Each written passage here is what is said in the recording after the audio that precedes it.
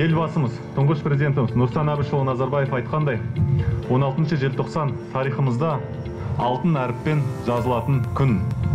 Президентіміз Қасым-Жомарт Кемелұлы айтқан, барымызда, бағымызда тәуелсіздік деп. Осы арнайы техниканы өздеріңізге біз министрлікпен бірге үкіметтің қолдауымен табыстағалы тұрмыз. Біз өткен жылы 10 осылай техника алған болсақ, биыл 5 есеге көп, 50-ге жуық техника. Егер тәуелсіздіктің алғашқы жылдары Астананың енді көшкен кезінде 2 ғана пожарный депо болатын болса, қазір 12. Және осы департаменттің қызметкерлеріне, төтенше жағдайларға қарсы төтеп беретін азаматтар 50 қызметтік пәтер беріп жатырмыз. Мұның барлығы сіздердің еңбектеріңізге берілген баға.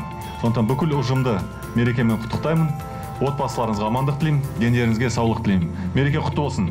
Действительно очень приятно, что в преддверии такого великого праздника 30-летия независимости Казахстана сегодня, благодаря поддержке акимата города Нур-Султан, мы получаем технику, которая позволит более оперативно реагировать на все виды чрезвычайных ситуаций, происходящих на территории города Нур-Султан. Поэтому я желаю, чтобы ваша служба проходила всегда в условиях, позволяющих оперативно принимать меры реагирования.